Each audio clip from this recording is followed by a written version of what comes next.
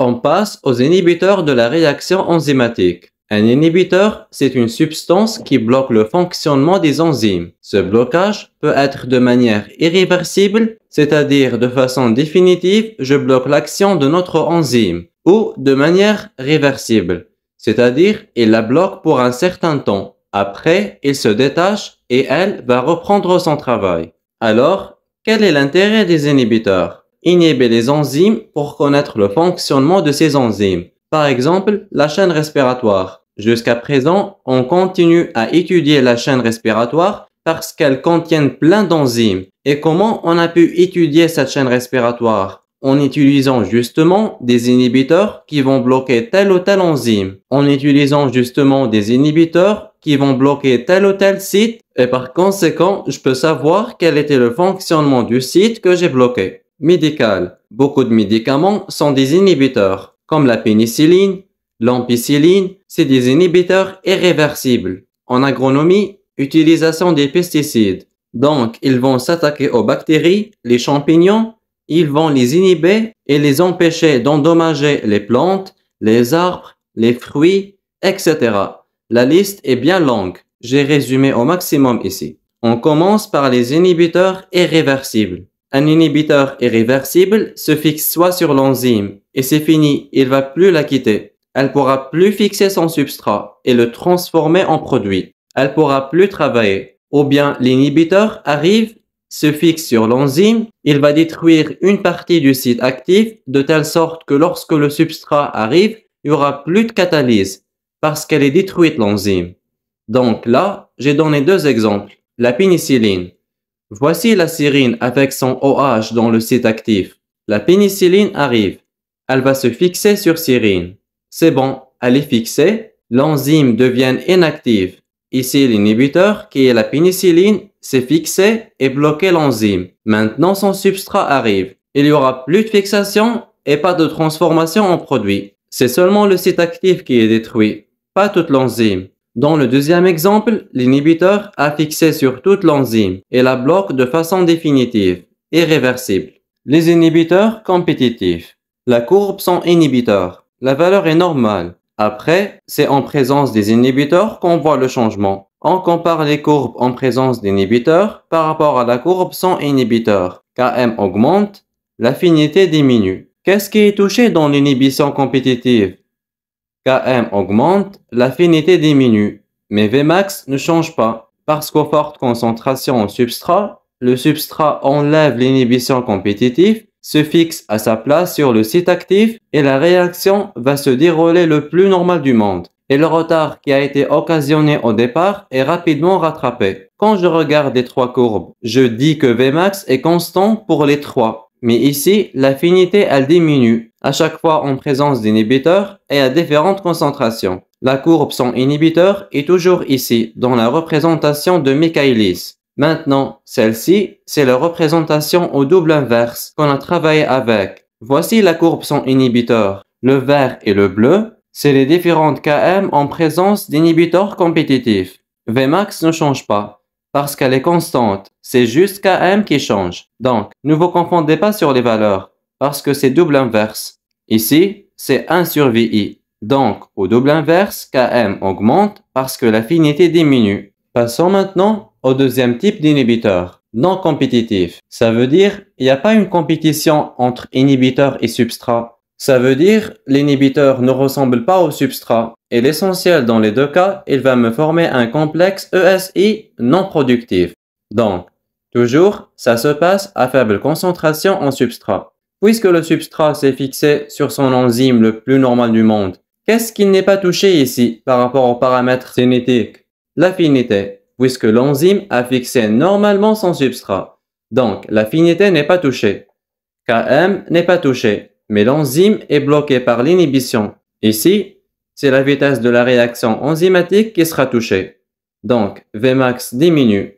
D'accord? Sans oublier ici que le substrat ne ressemble pas aux inhibiteurs non compétitifs. Donc, il va faire une pression sur le site actif qui va empêcher l'enzyme de faire son travail. Donc, elle sera bloquée malgré qu'elle est loin d'elle. Donc, toujours la courbe en rouge est son inhibiteur, la courbe normale. Les courbes en bleu et en vert, c'est les courbes en présence d'inhibiteurs à différentes concentrations. Vmax diminue. Ici, Vmax a X concentration d'inhibiteurs. Et ici, Vmax a 2 fois la concentration en inhibiteur. Donc, en présence d'inhibiteurs, Vmax diminue. On commence toujours à faible concentration en substrat, puis aux fortes concentrations en substrat.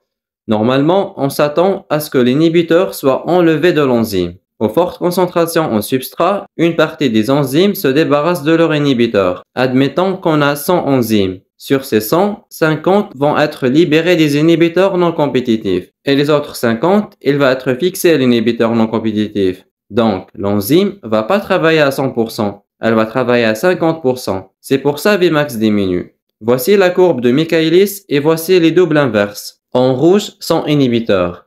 Voici Km. Elle va nous donner la même valeur parce qu'on a dit que Km ne change pas. Et la valeur augmente ici parce qu'après 1 sur VI, elle diminue. Donc, la vitesse change. Elle diminue. Bon, pourquoi une partie des enzymes dans l'inhibition non compétitive reste bloquée? C'est la question piège que vos professeurs adorent. Je vous donne la réponse.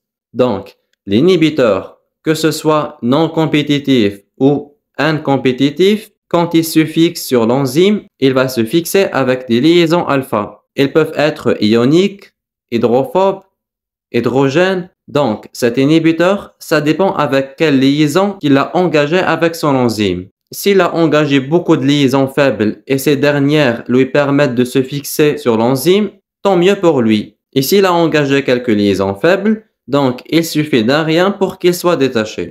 Le troisième type d'inhibiteur, les inhibiteurs incompétitifs. Ils sont un peu particuliers. Toujours le complexe l'enzyme plus substrat, formation du complexe ES. L'inhibiteur incompétitif se fixe uniquement sur le complexe ES et formation du complexe non productif ESI. Voici l'enzyme et son substrat. Elle fixe son substrat normalement. Après arrive l'inhibiteur incompétitif. Il va pousser l'enzyme à fixer encore son substrat pour qu'il puisse se fixer lui-même. Il va donner le signal à l'enzyme pour fixer son substrat, pour former le complexe ES, pour qu'il puisse se fixer. Ici, l'affinité de l'enzyme pour son substrat va augmenter. Km diminue. Ici, à faible concentration en substrat. À forte concentration en substrat, une partie de l'enzyme reste bloquée par l'inhibiteur incompétitif. Vmax diminue. Donc, dans l'inhibition incompétitive, les deux paramètres cinétiques sont touchés. Km diminue, l'affinité augmente et Vmax diminue. Voici notre inhibiteur. La courbe sans inhibiteur et la courbe en pointillé, c'est avec inhibiteur. Le Km diminue et Vmax diminue. L'affinité augmente. Dans la double inverse, on obtient des droites presque parallèles. Donc, c'est facile à reconnaître un inhibiteur incompétitif. Donc, voici les 3 types d'inhibiteurs. Cette diapo résume tous les types d'inhibiteurs. Voici la cinétique enzymatique. Voici une enzyme qui fixe normalement son substrat. Elle nous donne une courbe, vitesse initiale en fonction de la concentration en substrat. Celle-ci, la représentation au double inverse, ou la représentation de Lineweaver et Burke. Et celle-là, c'est la représentation de Michaelis, en présence des 3 types d'inhibition. Ça, c'est l'inhibiteur compétitif, ressemble au substrat, se fixe sur le site actif. Donc, par conséquent, l'affinité de l'enzyme pour son substrat diminue. Km augmente.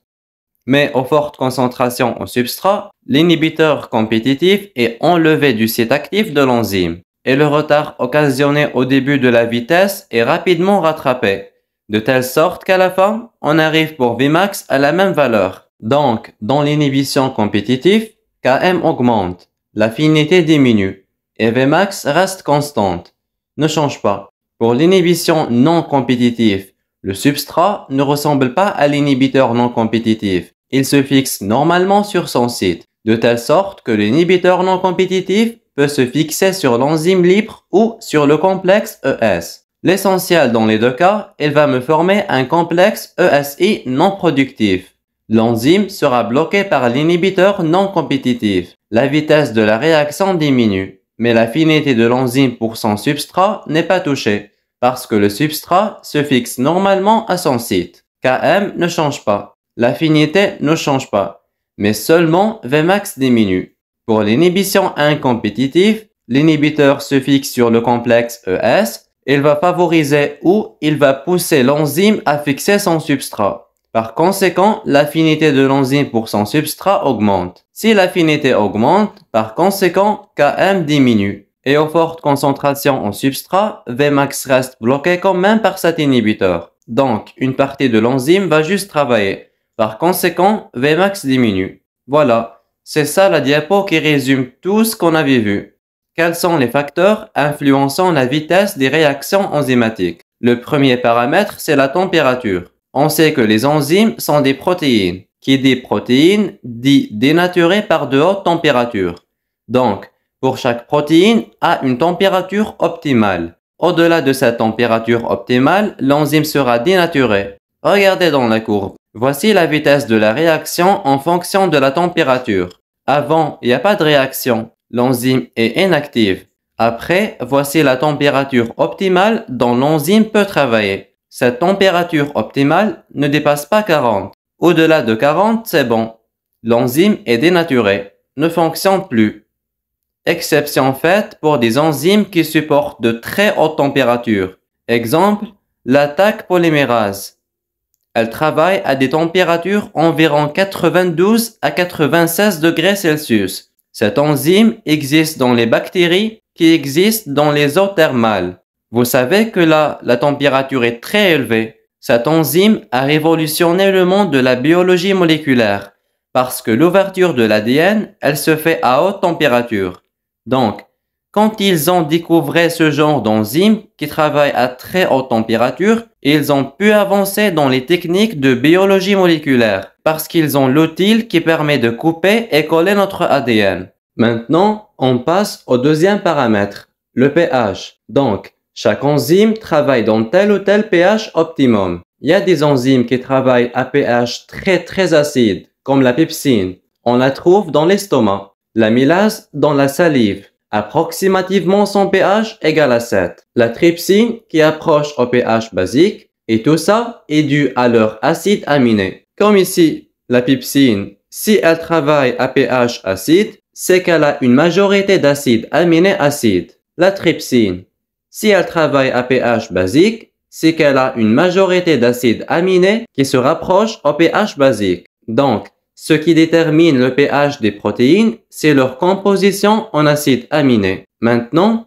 on a la concentration en substrat et en enzyme. Pour la concentration en substrat, on l'a déjà vu. On avait dit que la vitesse initiale en fonction de la concentration en substrat, la vitesse initiale augmente jusqu'à ce qu'elle atteigne le plateau qui correspond au Vmax, qui est la saturation de l'enzyme par son substrat. Pour la concentration en enzyme, on a toujours la vitesse initiale en fonction de la concentration en enzyme. Quand je mets une enzyme à concentration 1 et quand je mets une enzyme à concentration 2, c'est sûr la vitesse va augmenter, va doubler. Donc la concentration en enzyme va plus ou moins ou doubler ou diminuer la vitesse de la réaction enzymatique. Ici, la quantité en enzyme réagit sur la vitesse de la réaction.